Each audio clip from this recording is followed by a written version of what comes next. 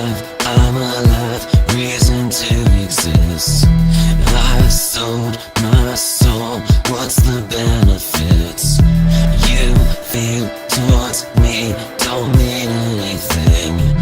I watch them die, give me medicine. Hello everyone, welcome back to another Nerds Order Music interview. Today we are with the band Dancing with Ghosts. How are you guys What's doing up? today? Hello. I'm kind of hungover. All right, let's get started. Tell me a little bit about you guys.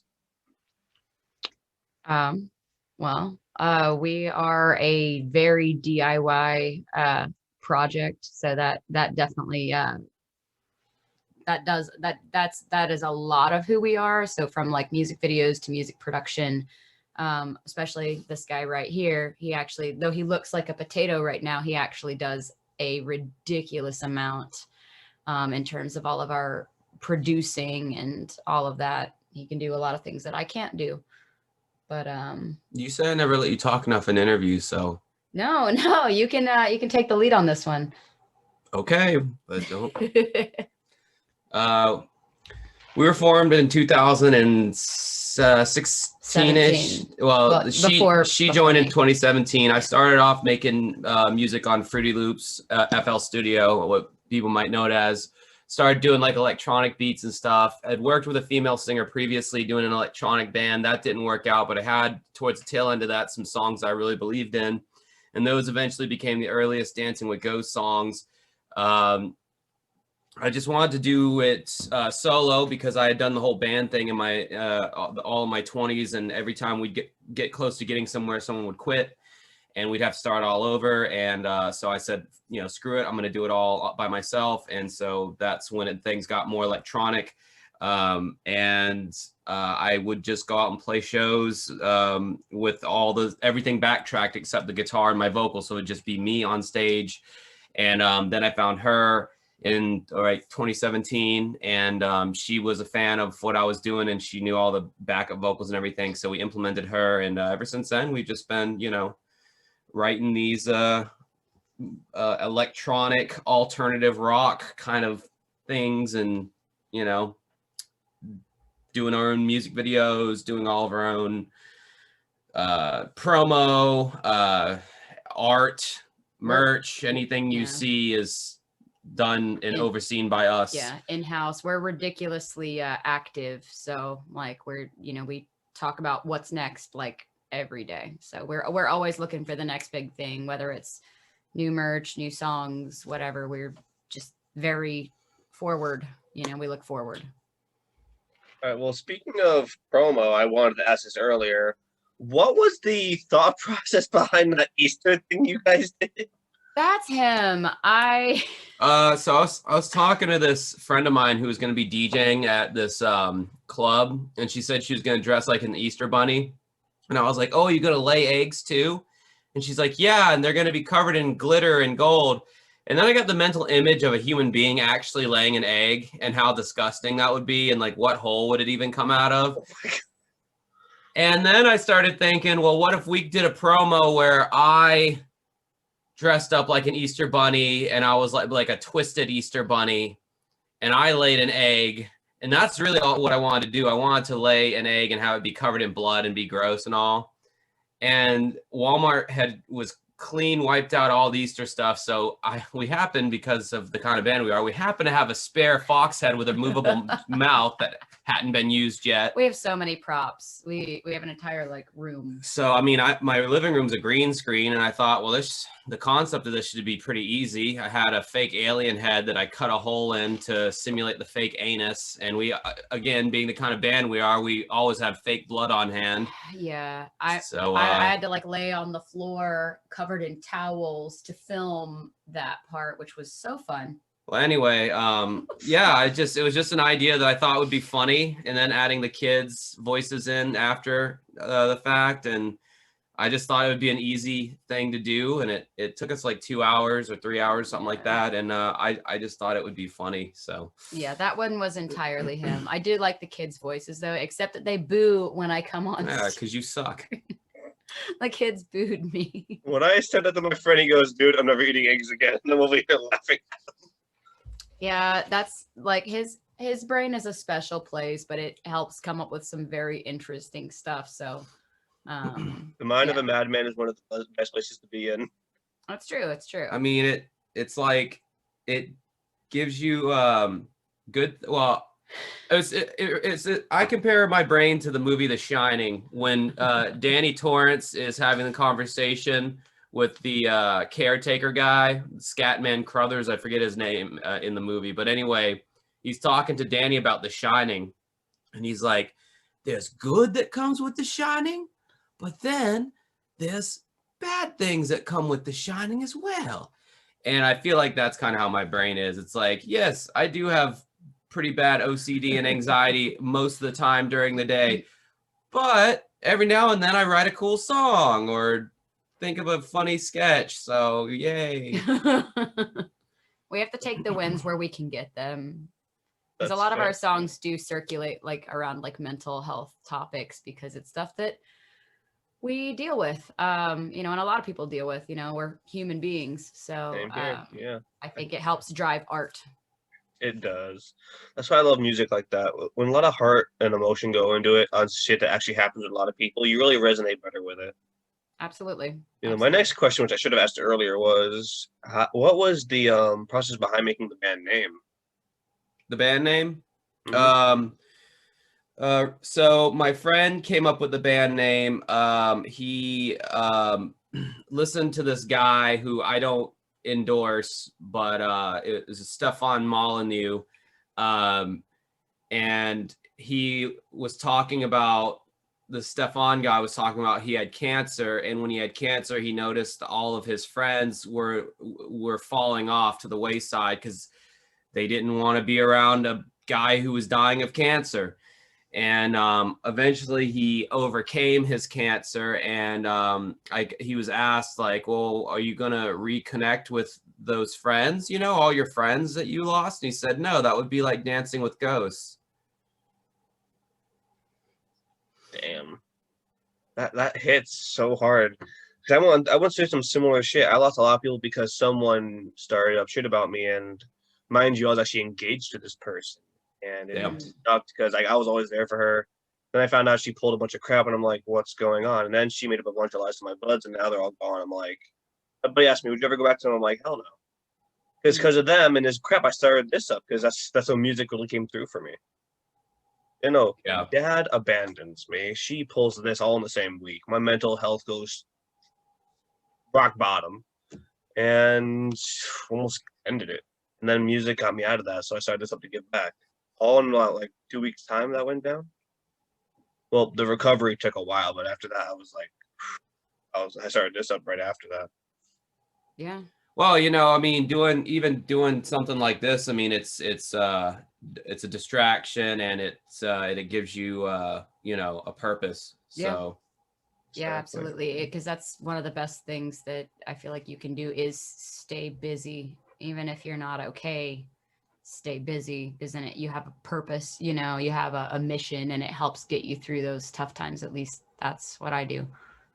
Same, honestly. And I'm not gonna lie, I've always wanted to do this sort of thing, just never had the motivation. I thought it never happened. And I'm just like, hell with it, see what happens. What's the worst that could happen? So I just start asking bands to work with them, and poof, here I am.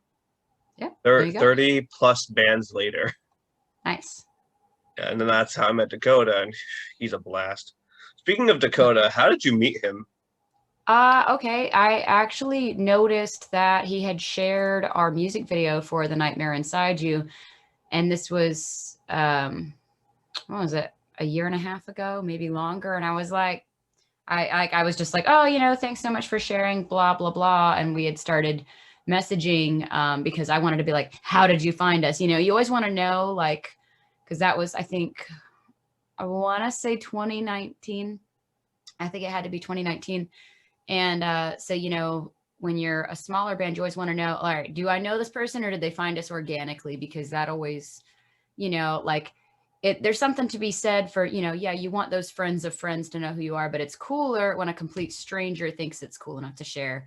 So we had started chatting, and then he, like after a little bit, you know, we kept in contact, and he wanted us to host DI Records, Halloween, like Halloween on, I think it was 2019. And so we came up with our promo skit for Brady Ghost for that. We made a lot of custom content that we delivered all day. We basically did a takeover for their site. And that was before we were ever signed to DI. That was just a cool opportunity that didn't want to pass up, because he knew that was kind of our, we like spooky stuff, you know, and that was a good thing. And we cut some good promos for it, and it was a lot of fun. So yeah, Dakota just, honestly, he just pushes music from, I think, from his passion for it, you know, like he didn't have to share us. He didn't have to push us. He didn't have to let us join these contests or do this or do a takeover, but he just believes in music. And I think that's really, really awesome. You want people like that, you know, in your corner. So. Definitely a great guy, honestly. Main reason like he wanted me to start working with him is because music saved him as much as it saved me, and he wanted to see what I could do in helping his bands, and I love it. I loved every minute of it. Absolutely. Been such a great time working with him, honestly. Like I never expected to actually meet someone who owns a label, let alone actually work with them. Mm-hmm. And it's been, honestly, like I said, it's been a blast. Yeah. I do not regret it. I do not regret this at all. I love it.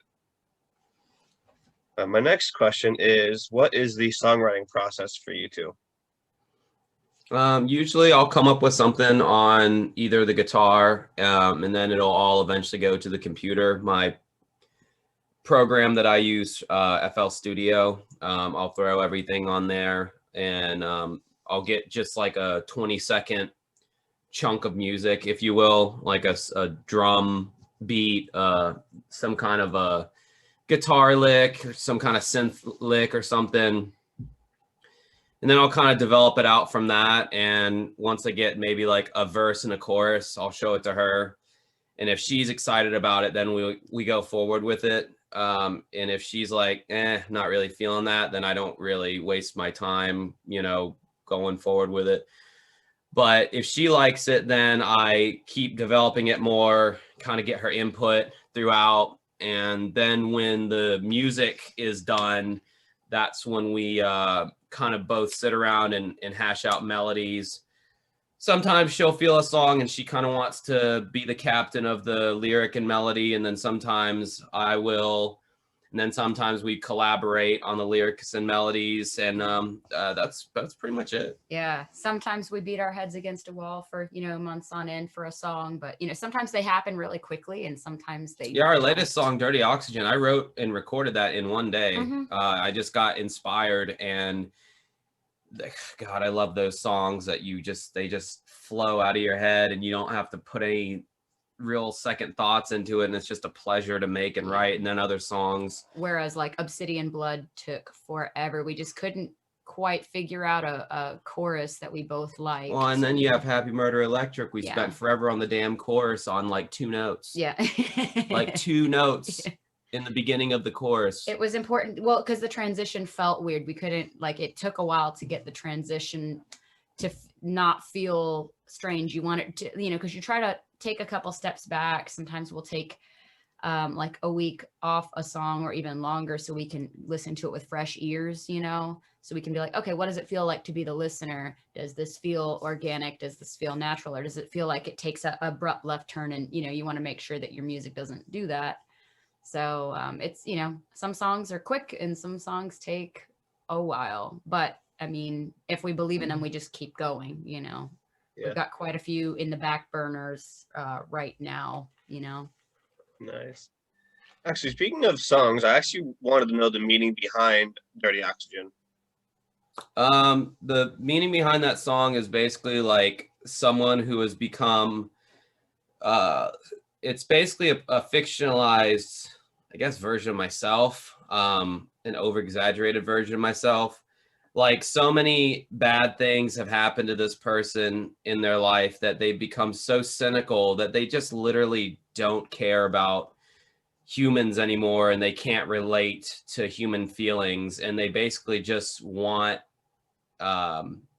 I hate to use that Joker quote. They want to watch the world burn. It's so hacky at this point, I but mean, so long as you quote him in a sarcastic manner, Yeah. I think that makes it okay. no, it does totally. But yeah, it's just someone who's like lost all ability to like care, and they just, you know,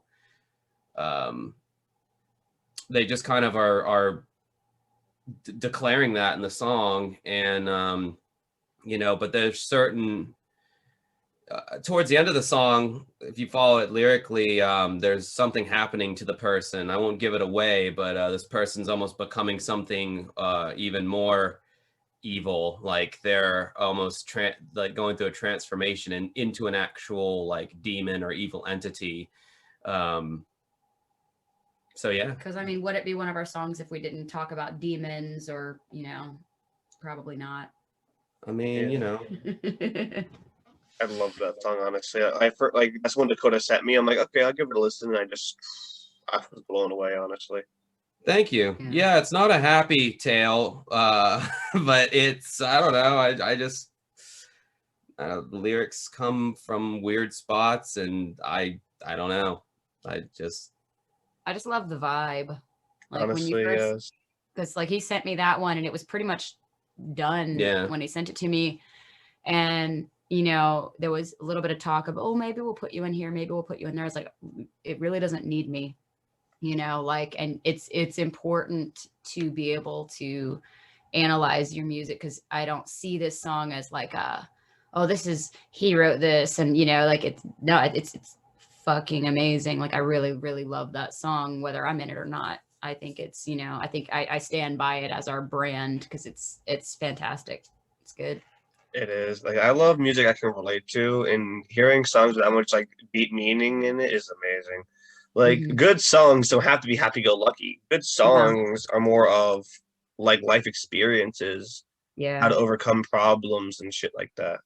I actually have never been able to write a happy song in my whole life. Nah, no, me neither. I've tried, but what I've noticed is when I'm truly happy, writing is the last thing I want to do. Writing for me always comes from one of three places. It's like either anger, like sadness, you know, like, you know, just you know, kind of like being upset, and then also like fictional novels. I write about books, comics, stuff like that, stories. So those are my three facets. He writes completely whatever he wants. Yeah. Your process like Hell is Before and different. After is probably the only song that has like a positive ending For you. for me. Yeah. Like, yeah, a lot of our songs don't have like resolutions. Like she has a song Circles that she did the lyrics for, and it's basically like, I have anxiety.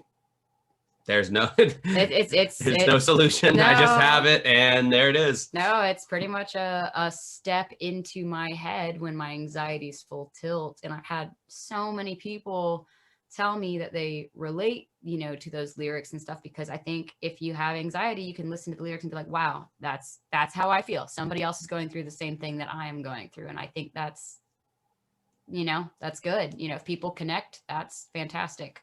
But I wrote that song for me because I needed to get it out of me, you know? Definitely. I mean, music is a great bending mechanism for both the author, well, the creator and the listener. Yep. It serves a dual purpose. That's the big reason why I love music. It's therapy all the way around. Yes. Music is one hell of a therapist, I tell you what. All right, my next. I can't afford one. Oh my God, for real. I know your struggle. All right, my next question is, who would you love to collaborate with in studio and on stage? Those are going to be very different answers. You can go first if you. I would say in studio, Billy Corgan from the Smashing Pumpkins. On stage, cool to have like a badass keyboard or piano player. Because you're not. I've only played as long as I've been in the band. I am not like a master. I'd say like Tony Banks from Genesis on stage or something. You're a little overzealous, but all right. For me, stage presence wise, I would want to go big into just the performers that I admire, that I absolutely just, I'm like, big energy. So like, not our genre at all, basically. So like Ronnie Radke or Youngblood or Gerard Way, like those are just huge top tier personas for me. So to be able to bounce off their energy would be really fun. In studio, I don't know, maybe like Duran Duran. Like I really think they have grown so much from their 80s. Like their current stuff is just amazing. And I would love to see more of that process. I think that'd be a lot of fun. And since they have a lot of synth in their music and stuff too, I think it'd be fun to work with them. Yes. All right, my next question is, what is the best piece of advice you ever received during your time performing music? Best piece of advice I ever received during my time performing music is from my friend Tom, who's the whole reason I'm doing, who's the whole reason that Dancing with Ghosts started, because he gave me the motivation to do it. And he basically, because I had a whole thing with my singing voice, like that was my biggest holdup as to like why I couldn't do it my own solo thing. And he basically, because like my parents and my best friend would always tell me growing up that I wasn't any good at singing. So I just had this kind of ingrained in my head that I was not a singer. And he basically kind of helped me like unfuck my mind and realize that I actually can do it. And I think he said basically something to the extent of they are wrong, they are losers, and they are low energy people, and low energy people always want to bring down high energy people down to their level of low energy, because they are either jealous or resentful that you're doing something that they were too afraid to do. And so they want to try to suppress you, essentially. And that piece of advice is kind of translated to any negativity I get from anyone nowadays. I just kind of see them as, well, you're a low energy individual and you are trying to pass that your low energy loser mentality onto me, and I'm just not going to let it affect me that way. Because, you know, anyone who's just going to, there's a difference between constructive criticism and just being an asshole. And if you're being constructive criticism, that's fine. That's all well and good. I don't consider that person like an asshole or whatever. But if you're just like going out of your way just to be a dick, you know, like I don't even give that 2 seconds of credence. I just let it roll off my back. So I would say my friend Tom kind of mentored me, whatever word you want to use, That's to kind of accurate. help me, you know, get in the right mindset to do this. So that'd be my answer. I'm going to need the question again because I've been listening to this. What is the best piece of advice you ever received during your time in music? Say no to drugs. Yeah. But isn't that how they did it in the 80s? I mean, Dare. let's see. I guess some of the things that I have had to keep in mind during my time in music is really that you're more seen than you think you are.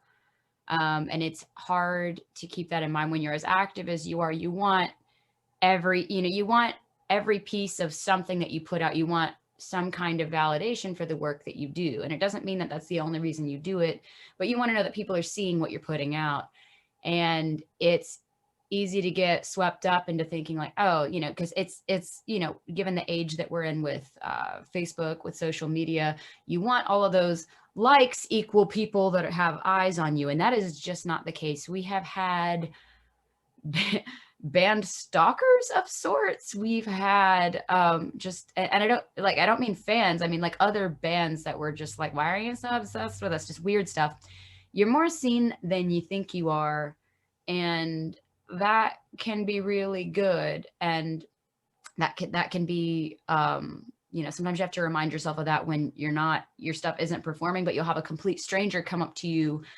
And we've had so many times like what was it that there was a guy that came up to him at one of his gigs and was like, "Oh, my kid absolutely loves you guys. You know, we stood outside of Rain you know, Dogs. Rain Dogs and just listened to you guys Because he play." 'Cause couldn't get Yeah, he in. was too young to get in the show. And you know, little things like that, like, you know, it really does kind of recenter you, because people are listening and they're not going to be, you know, up your ass. And this isn't an ego thing at all. It's not like that, but you just want to know that, you know, you put your message out there and you hope it resonates with someone, you know. So I guess it's something that we remind each other of all the time, is that we're more seen than we think we are. You know, and that's because of the work that we put in and because of the diligence that we have, you know. And it's important. But on to piggyback off what he said, like growing up, like I always wanted to be a singer. It's all I ever wanted to do. I was not naturally gifted at all. I would tell my mom and she'd be like, "Oh yeah, you're gonna be a singer, okay." I just never really cared what anybody thought. I just did it because it made me happy. I'd probably still do it even if I was tone deaf. Everybody's just lucky that I'm not. But don't let anybody else tell you what you can or can't do. Like, that's dumb. Because the only thing stopping you is you. Yeah, we all have like certain knacks and talents and things like that. But I wanted a band. I tried to start my first band when I was like 12, and it was all girls and none of us played instruments, and it didn't work. It didn't work at all. And I didn't have a second attempt until I was like 20, I think. So if it's something that you want to do, there's no reason other than you and other than listening to other people. So just don't do that. You grow and you continue to grow. I continue to grow. He continues to grow. And so like we're better this year than we were last year or 2 years ago or 10 years ago. Good Lord, what an over answering of the question. Well, it was an interesting question. I haven't been asked that question before. Basically, she's saying all that to say the best piece of advice she got was from me, which is practice your damn scales. No, that's not it at all. Yeah, I know it's not it because you haven't done it. What are you talking about? Practice your scales and your arpeggios. You're stupid. Anyway. All right. My last question of the evening is, what is the future for Dancing with Ghosts? What's next? Well, hopefully we can book a tour now that the pandemic seems to be letting up a bit. We just played a show with two bands that have been touring all through the US. So that was something we wanted to do in 2020, right before the pandemic hit.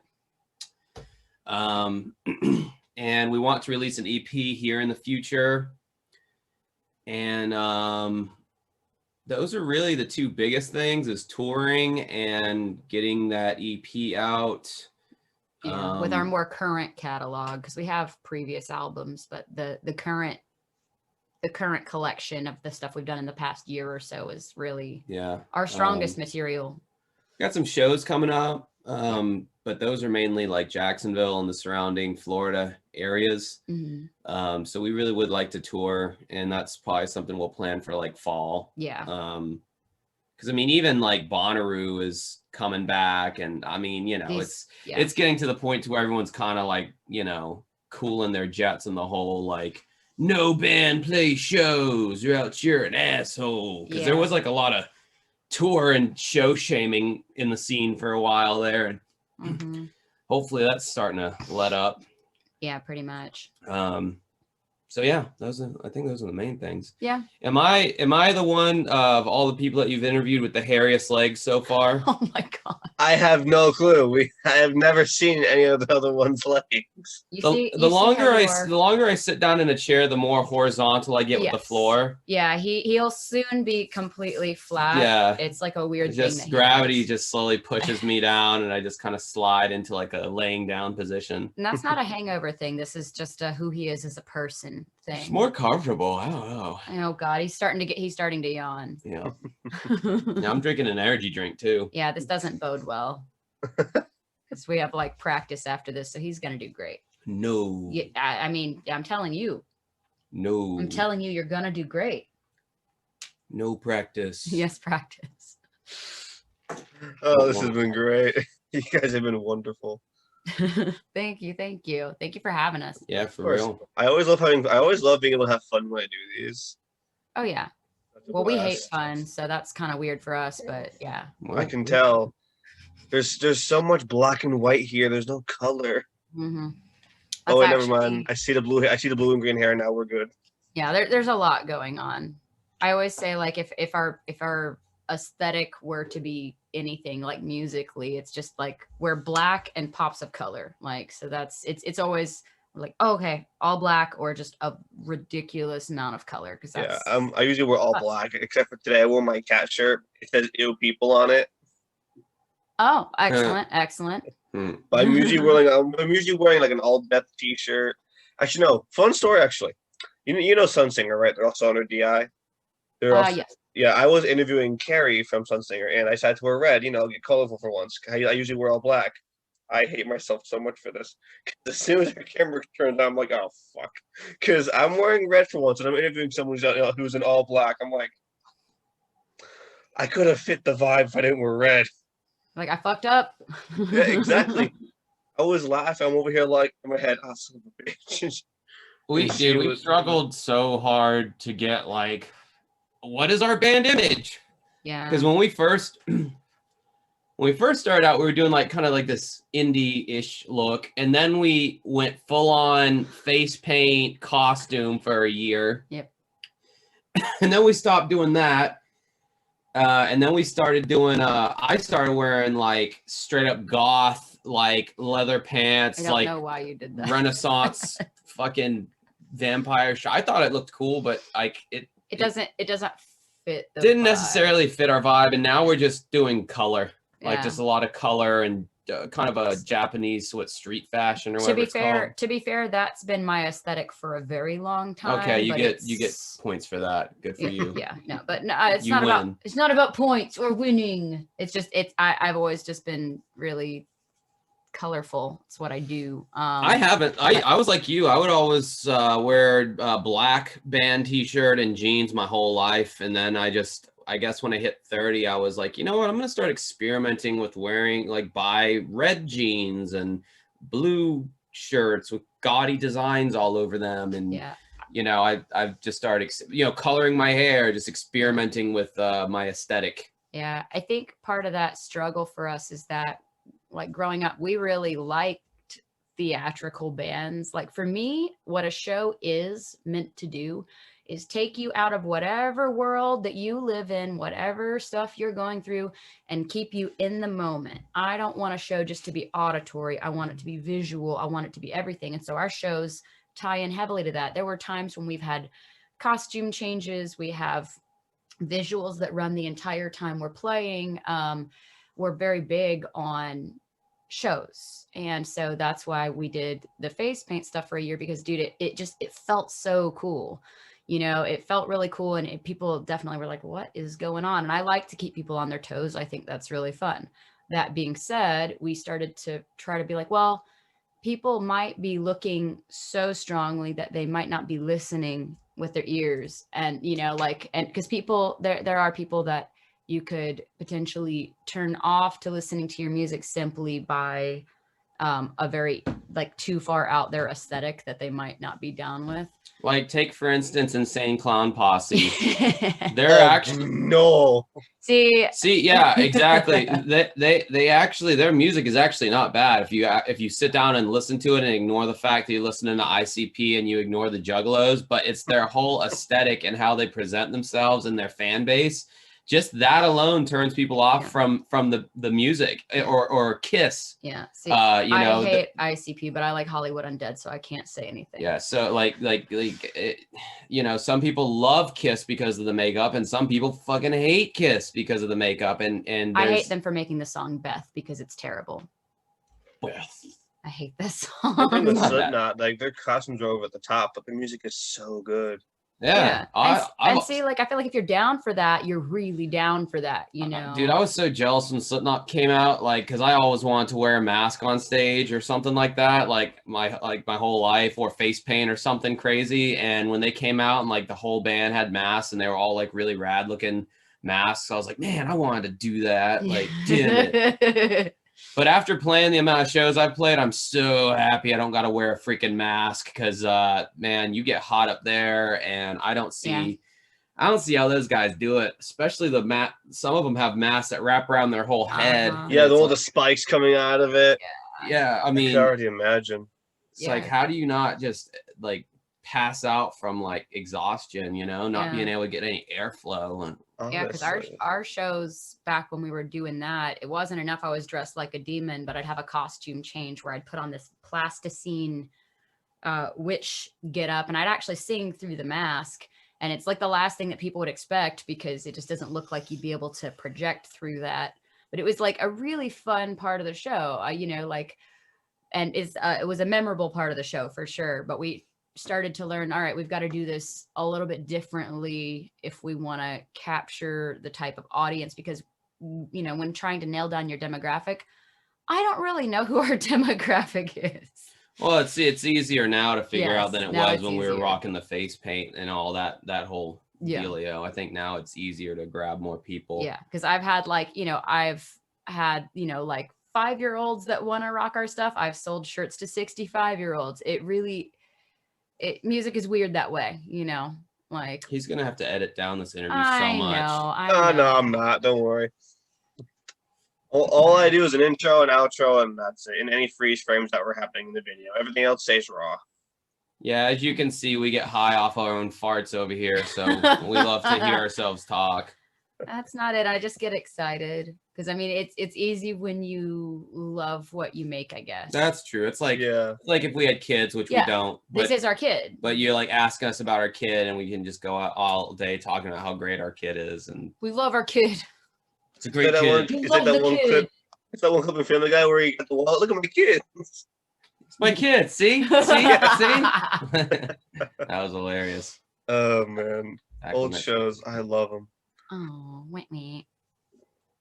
I think I should wrap things up here. All right.